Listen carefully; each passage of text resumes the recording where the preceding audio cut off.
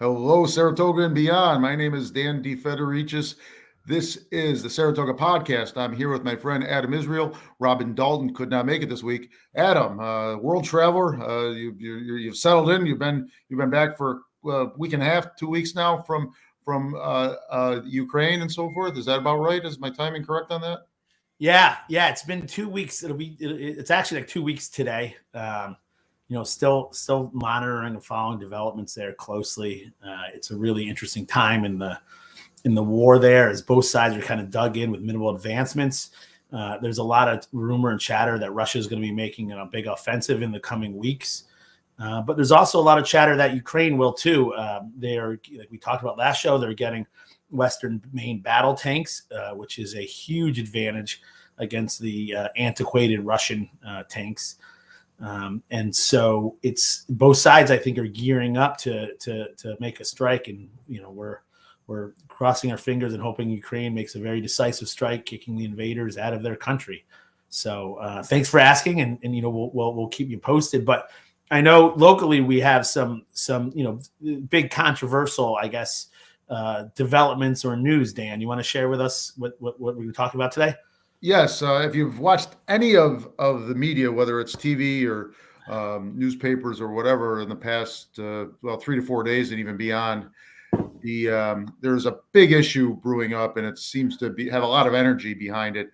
The city's proposal to put a low threshold homeless shelter in what is now the senior center, which is right on Hamilton and William Streets. Actually, technically William Street, but just off Hamilton, about a block off of Broadway, behind Spa Catholic. And that's the key there, behind Spa Catholic.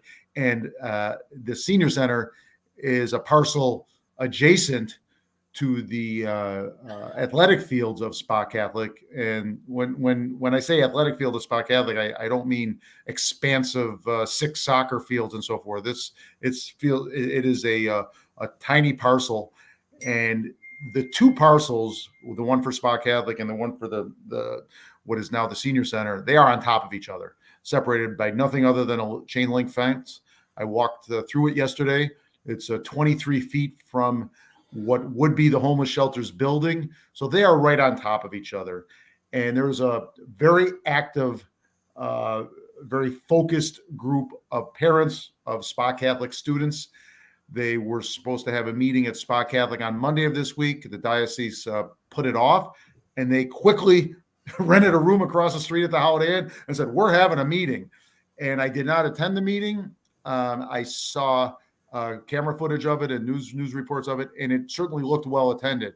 One report said approximately 100. I can't confirm that, but it did look well attended. And this group is energized and they're organized. That's for sure. They've got a website, and I'm going to post that. We're certainly doing our best to be objective here. And at some point I am going to show my bias, and I'll hopefully transition and say, hey, I'm putting my parent hat on. And but for right now, but I'm showing the website just so people can become informed. This is the parents of Spa Catholic students created this website, safetyforsccstudents.com. And you can see their points, why they're doing what they're doing. They have a petition drive and so forth. They're I'm pretty impressed with how organized they got in a short time period. This issue is not going away quickly.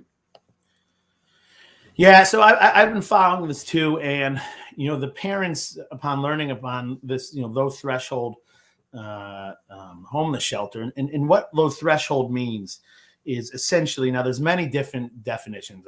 We looked around, there's not one standard definition, but essentially there's, they don't ID the people coming in. There's no background checks. There's no sobriety requirements. Right. And I think that's one of the big concerns is that for these parents is that you have this homeless shelter adjacent to their kid's school without really knowing who is in that shelter, what their past may look like, and what they might be currently dealing with. And unfortunately, in the homelessness population, there is a disproportionately high number of people with substance abuse issues, mental issues, antisocial issues. There's I know there's arguments on both sides of whether this poses more of a risk and a danger to the general public, but stats aside, just the smell test, anybody who's been in and around Saratoga downtown for any amount of time has experienced this homelessness population, this vagrant population, most of the time in a very neutral way, but sometimes in a not so neutral way, in a intimidating or harassing way. So this is a problem that Saratoga has been dealing with. And I grew up here, Dan. I'll tell you, I remember, when I was a kid, and I was young and a teenager, did Saratoga have a homeless population? Homelessness? Yes. But it wasn't what it is now. And it was you knew them. You saw them on Broadway every day. It was 3 or 4 people. They are almost part of the fabric of our society in Saratoga here. Because they were Saratoga's homeless, and another concern is homelessness is a spot issue. So it doesn't matter where you became homeless; it just matters where you are now. And so, does Saratoga become a destination? And again, this is highly controversial, but it's worth talking about. Does Saratoga become a destination for the Capital District's homelessness population? We're very lucky to be a thriving, prosperous community that has the financial means and some really great citizens out there, philanthropists who are working to address this homelessness problem. So, but does this pave open the gateway to become a destination for the homeless? So these are all issues that Saratoga is dealing with right now, and unfortunately, there's not an easy. I think there's 2 answers on each side that are oversimplifications, right? One is just call the police, kick them out. The other is just give them homes and everything, and everything will be fine. Give them homes, give them food, and they'll be fine.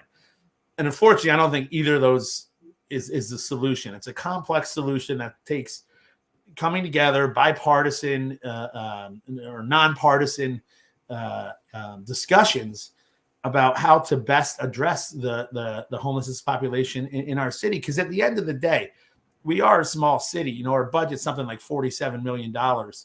That's not a lot of money for a municipality our size. So we're very limited on what we're able to do. But Dan, you were saying that as a future parent of Spot Catholic, you have some concerns. Absolutely, and let me quickly point out to our guests, our viewers, Mayor Ron Kim has agreed to come on with us, and we're expecting him any minute now to join us, and we're going to talk to him. And we've been critical of Mayor Kim in the past on this, and we made it clear that we're going to be fair and objective to him. But that doesn't mean we can't ask some tough questions. And here I am trying to be an objective podcast host, but at some point, and I'll do it now to a degree, I'll put my parent hat on because I got 2 beautiful daughters, age 5 and 9, who are probably on the track to go to Spot Catholic. So when I walked there to the parcels yesterday and saw how on top of each other they were and how close everything was, I was greatly concerned. I understood why the parents are so fired up, for lack of a better term, and I'm hoping cooler heads can prevail and we can find some sort of solution to this. And we'll discuss that with the mayor when he gets on. Oh, and by the way, you and I reached out to the parents group. The leaders are maybe not official leaders, but the effective leaders of the parents group. And they cannot join us this week. And we're hoping to have them on next week, or at least in a subsequent podcast. So that we appreciate them getting back to us. And we appreciate Mayor Kim for joining us. And we'll bring him in shortly. Let me ask you, because this is something, again, that comes up often when you're having discussions like this, is the idea of NIMBYism. Are you familiar with NIMBYism? Oh, yeah. Yeah, not in my backyard. Sure. That's always, and I'm curious on your take on it. It's always been an issue or a saying or a label I've had issues with, because I think somebody's neighborhood, somebody's community is something that reflects, that person's values and virtues and how they want to live and how they want to raise their family.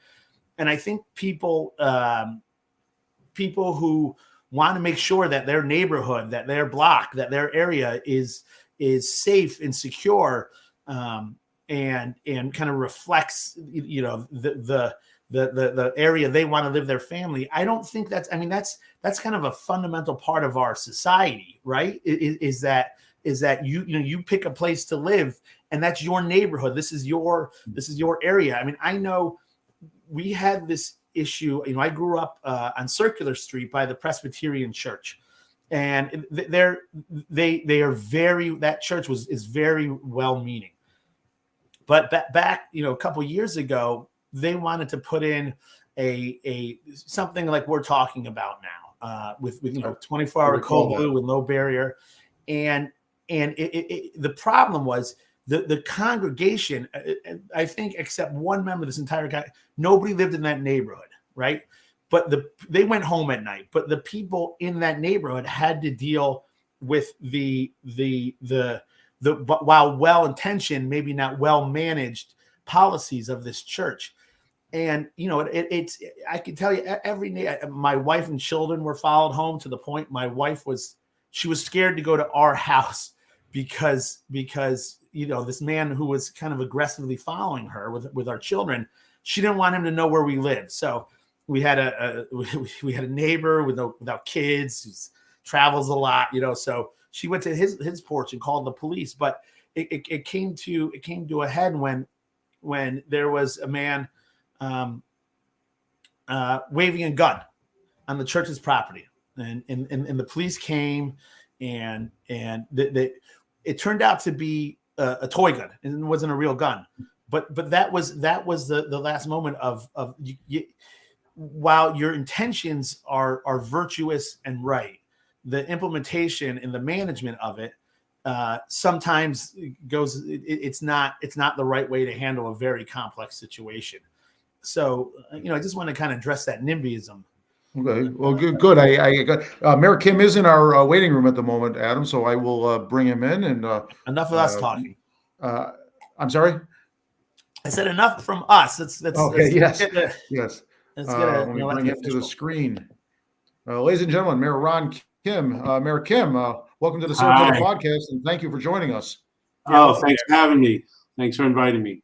Good to see you. We sure got some cold weather in a hurry. This January, zero complaints. January, second warmest on record, I believe, or no, maybe between 5th and 7th, they said, but still, obviously an unseasonal January. The only January where every day got up above 30 degrees ever, and so that, or at 30 degrees or better. But anyway, although there is a really cold weather is certainly related to this issue with homeless. But let me get to the topic that we were talking about today, and you obviously know that, Mayor. We talked about it briefly yesterday. Was the city senior center moving out to the West Avenue YMCA, and the proposal, or I guess you could say the action to move. And I'm reading off some documents here, Mayor. Correct me if something's changed since then or something. But off a resolution, a full-time, low-threshold shelter on the property on William Street, what is now the senior center, would be run by Shelters of Saratoga. Am I framing that up correctly? Is that currently where this describing what this is? Yes, that's the resolution that we passed in October. That the city council. Okay. As you know, there's been a lot of energetic opposition brewing from mostly parents of Spa Catholic students. Before you got on, I was my daughters are probably on track to go to Spa Catholic, so I have to wear my objective hat here on this podcast, but I may switch on you and say, "Gee, Mayor, I'm a parent and I share their concern." So and I they do have too. Concerns.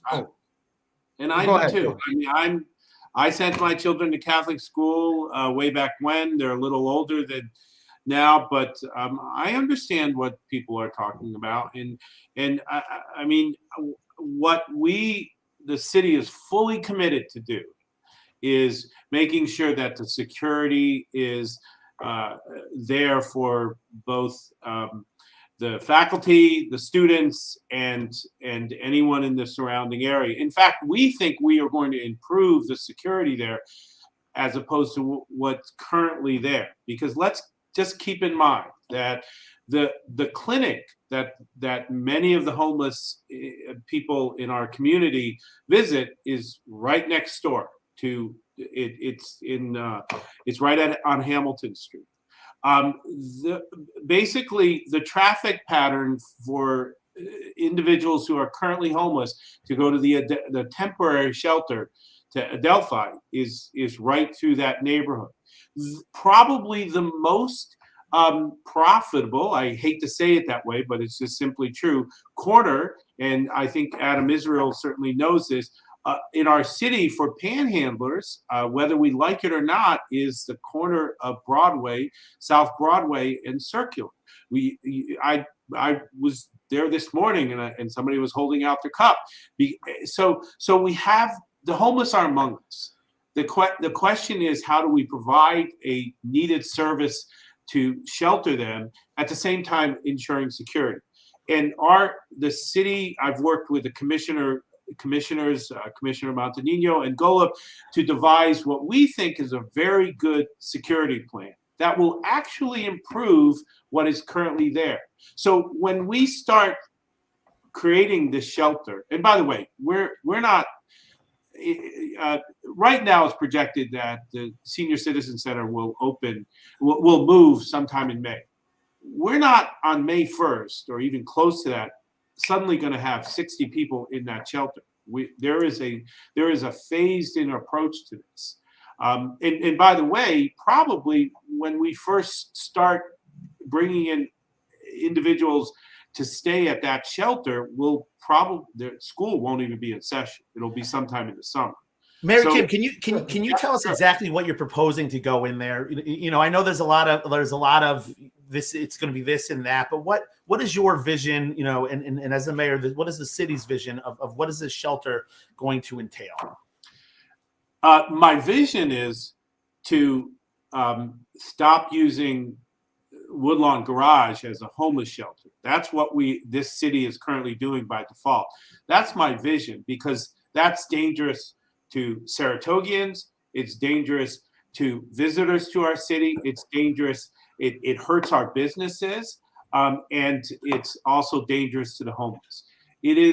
That's my vision. How we get there, and we'll never be perfect, is we believe to have a permanent shelter at the Senior Citizen Center, and more importantly, or the most important part, and have adequate security that seals off the school from basically the shelter. So here's some concrete proposals that we're going to be talking about in the next as we move this together. We're going to hardscape. We're going to make sure that there's ways of structurally separating the homeless individuals and the shelter itself from the school. Could you give us an example of what that would be? Sure. So where the ball field is at Saratoga, right? It's across the street, right next door. We are right now evaluating if we can move that, and I guess it's more like their playground. It's not, it has to be a regulation-sized ball field, to where the parking lot is for Spa Catholic, and move the parking lot over to that space. So then we're going to have cars between. There's one example of hardscaping. Another one is we're going to have, and currently Spa Catholic doesn't have this. We'll have a police. We'll have a police personnel stationed there whenever the school's open, whether it be for classes, whether it be for evening activities, etc. We'll have security cameras. Wait, the city is committing to placing a police officer on site whenever school or activities are in session? As I said, I've been working with the commissioners about on a security plan. The shelter will have a sign in, sign out. I know there's a lot of concerns about who goes in there, who they are, etc. Well, right now, we don't know who's in Woodlawn Garage. But if we have, in fairness, and I'm sorry to interrupt you, that's not next to a school, Mr. Mayor. I know, but this is apples and oranges. But well, not really, because those individuals are to utilize the current services we have. we know they're walking back and forth from Adelphi. That's the only way they're going to get around. We know that they're going to the clinic. They're not checking into the Woodlawn Garage. So they will check into the homeless shelter and the navigation center once that's up, which is another part of the phase to get these individuals. So we will have much more control and knowledge about who's actually there than we currently do. So we think that reduces the potential issues of safety that increases safety for our the school here. So the idea here is that the campus will now be entirely across the street. There'll be a street between them, and we'll also have the security cameras. We're committing to that. The police officer, hardscaping, and as I said, the shelter, once operational, and this is just going to be in phases, once operational, will actually have an ability to identify who is coming in and out of the building. And so there's been a lot of discussion about low barrier, et cetera. Just so you know, a Code Blue shelter there's only one condition to get into a Code Blue shelter. It's 32 degrees. It's got to be. So that's part of the. But it's not next to a school, though. I guess that's what am I currently. I guess that's my concern. And again, I'm going to put my parent hat on. I was on the property yesterday, Mr. Mayor, and I said to myself, and so what do you say to me when I say, "Holy cow, this is close"? And you're making some points that are certainly interesting and food for thought. If I could just ask a quick question, you recently quoted saying there are no permanent fixed plans. It's really part of the process of planning. So one of the key aspects that the parents seem to be focusing on is the low threshold aspect of this. And I know there's varying degrees of definitions there, but low threshold is we've got a general understanding of what that means or what that could mean. Is that negotiable? Is that something that could be off the table and have something at a medium or high threshold? So with this one yes, everything about this is in the planning stages. So, and we want to listen to the neighbors. We want to hear what their concerns are. We've had several meetings with both the administrators of the school, the diocese, and some of the surrounding people. So we are here to listen. But part of this is a legal definition that the state that provides. As I said, Code Blue shelter it's below 32. You don't have a place. You get in there. That's a terminology. But certainly I've been accused that I don't care about children and all these. We are not going to put children in danger. Right now though, as I said, around that area there are homeless people. It is part of, unfortunately, our community. It's part of our nation. So what we're going to do, though, is make it more safer, because we're going to actually focus our strategy on first dividing, separating the homeless shelter from the school, and doing that in a way that really controls the populations of both the school and the homeless shelter, so that they basically are separated. And so we think that we have a plan here that can work. Low barrier, the only reason I can't tell you that we can't absolutely do that is, as I said, some of this is tied to the state's mandates of how we operate. And it's more of a technical thing, in terms of what we do. There is a process, I understand, to exclude people from a shelter too. They're concerned, and so you can do that if there are circumstances that merit that. So I'm not the expert on those issues. Those are more for the people who run the shelters and do this work. Well, let me ask you two questions to follow up with that. First, as mayor going through your first budget season, Saratoga does not have a large budget. And And so have you talked about funding, and will there be, is this something that Saratoga is going to bear the burden for, or will there be, state or federal or county funding? And then who will be operating, what agency will be in charge of operating this shelter? So on the question of funding, well, one of the things that has been wonderful about our community, Adam, is, people step up.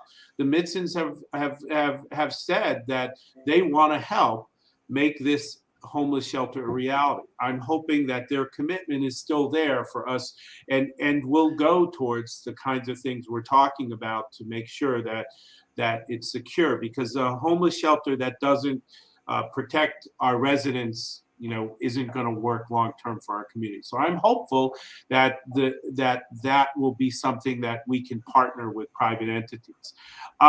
So that we think that we can do this in a cost-effective manner without busting the budget. I'm sorry, what was your second? And then who what's going to be the agency in charge of operating this? Well, the original October, excuse me,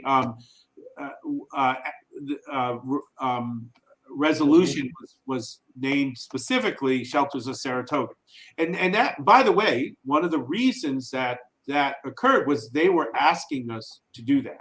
I believe that we will continue to work with them, but this is an expanded mission for them. So they are also addressing that. I know I've had some discussions with their board as to how they move that forward.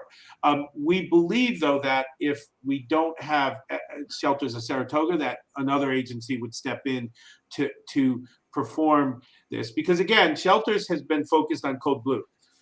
We are expanding this because, again, one of the real issues that I continually have been, I would say in the first few months of my, coming in here, continually contacted about was, what are you doing about Woodlawn Garage? And residents have a right to ask that question.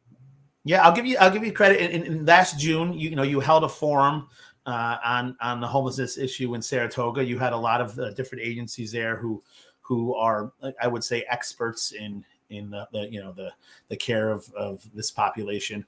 One of the interesting things, and this is kind of a sidebar, and I know it's not an easy position you're in. There's no simple solutions. You get it from both sides.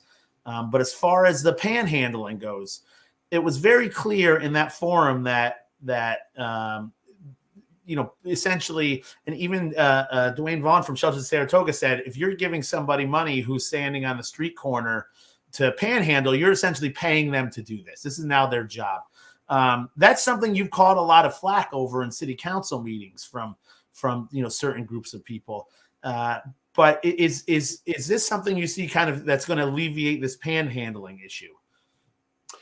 Well, see, I believe in sort of carrots and sticks. I don't, and I'm a minority actually on the city council. When we brought up when the Commissioner Montanino brought up aggressive panhandling, there were only 2 votes in favor of that.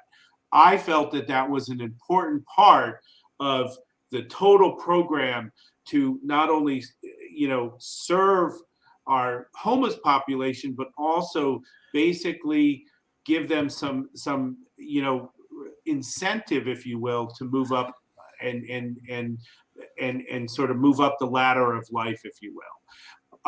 I was in the minority. I still think that an aggressive panhandling, which some cities have, is not a bad idea.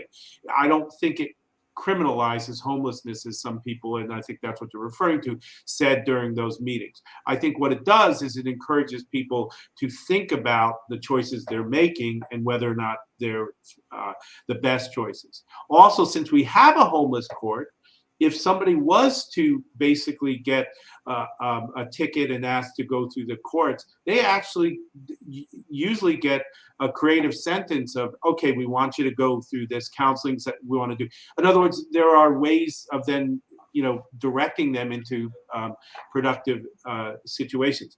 I still think that's the way to go.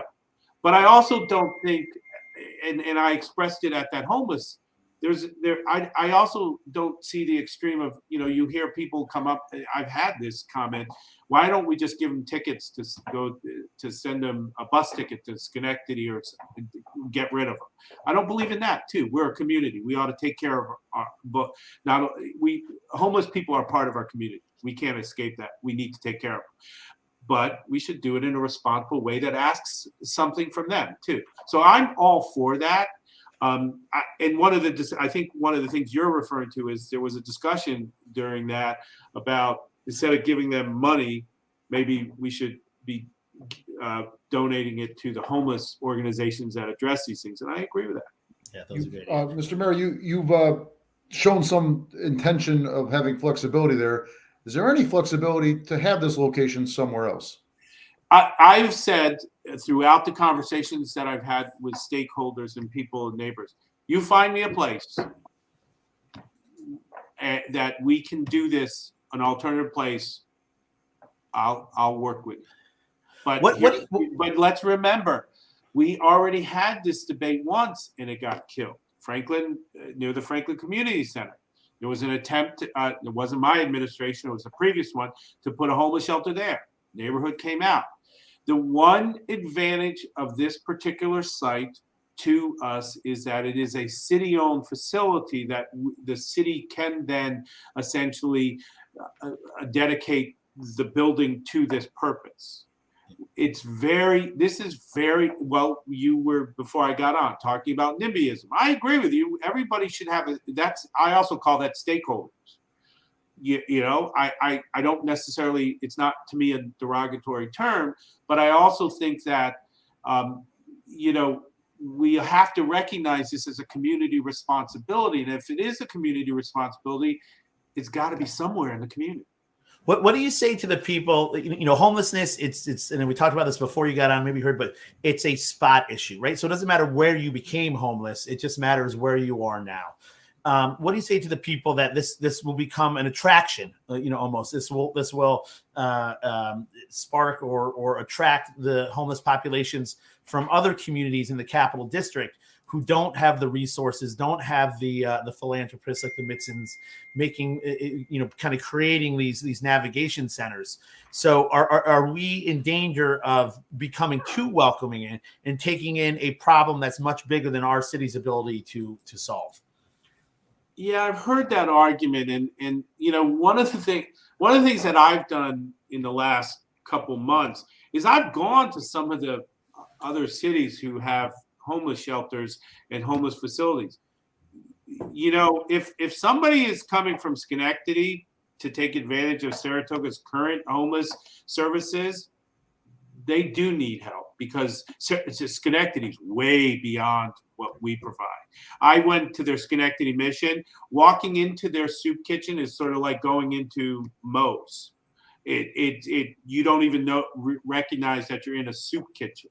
They are much farther along. Glens Falls is expanding their mission. So I guess what I would say is, yes, we will probably attract some people from Saratoga County. And this is the other thing I've learned. In more rural areas of Saratoga County, you're not homeless, you're camping.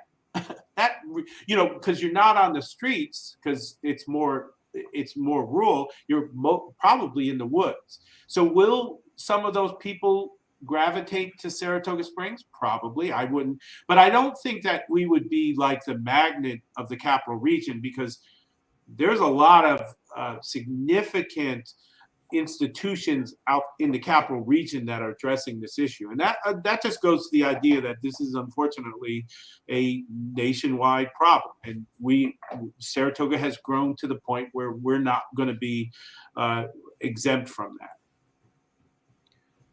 Sorry if I appear distracted here. I'm having a few technical difficulties. I may have to switch devices. Do you have plans going forward? I think I saw them somewhere that you're going to, specifically the parents of the SPA Catholic students that created this group, created this webpage. Are you meeting with them? Do you have a meeting set at any point? So we were hoping to meet on the Monday when they met over at the Holiday Inn. But there was some scheduling difficulties with their administrate.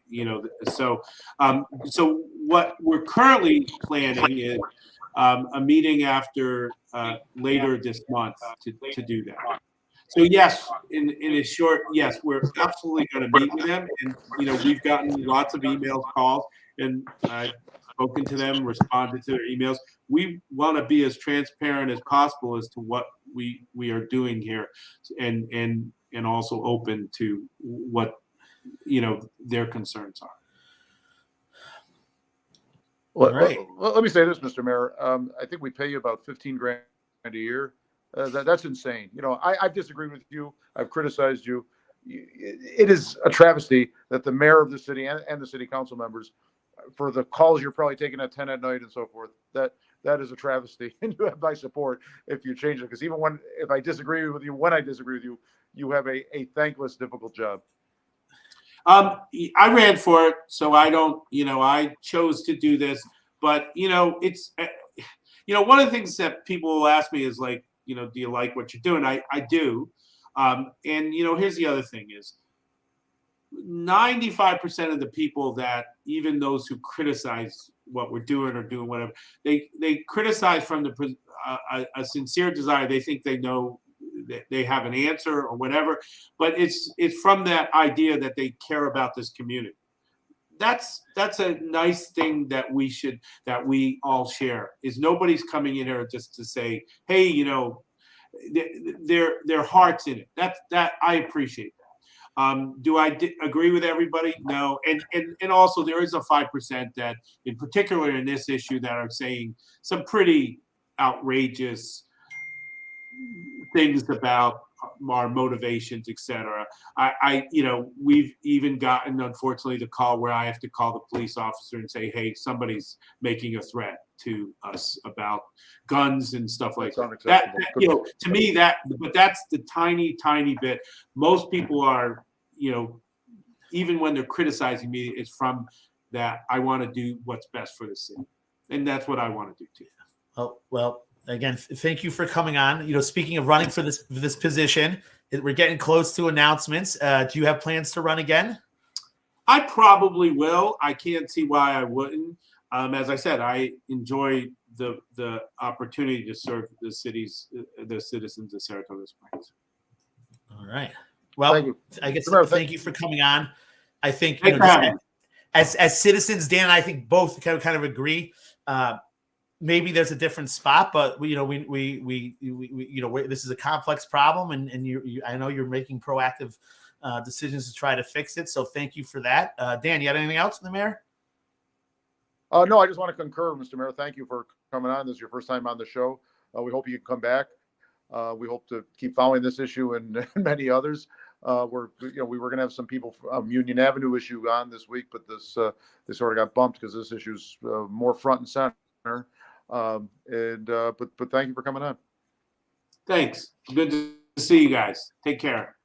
I'll see you. Take care, Mr. Mayor. Okay. Let me. Adam, I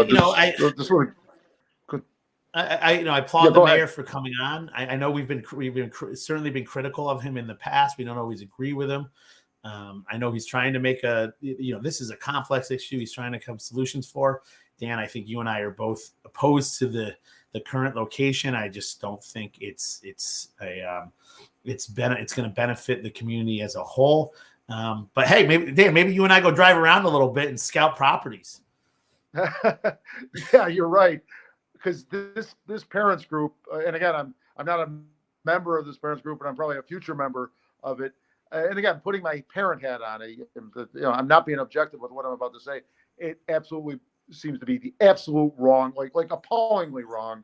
Again, I applaud the mayor for coming on, but some of the points he was making, I disagree with. What Adelphi's a quarter mile away. There's a panhandler around the corner. That's non-persuasive to me. This is a concentration. I walked my daughters over to near the Woodlawn Avenue garage a couple of years ago when this first started becoming an issue, and I sort of tripped across 20 of them. It was nothing directly bad happened, but it was an odd situation. I had to walk around them and I did, my daughter was 3 at the time. The other one was 7. And they're asking me all sorts of questions. What I will say is nobody gave us a hard time or anything, but it was not the place for children.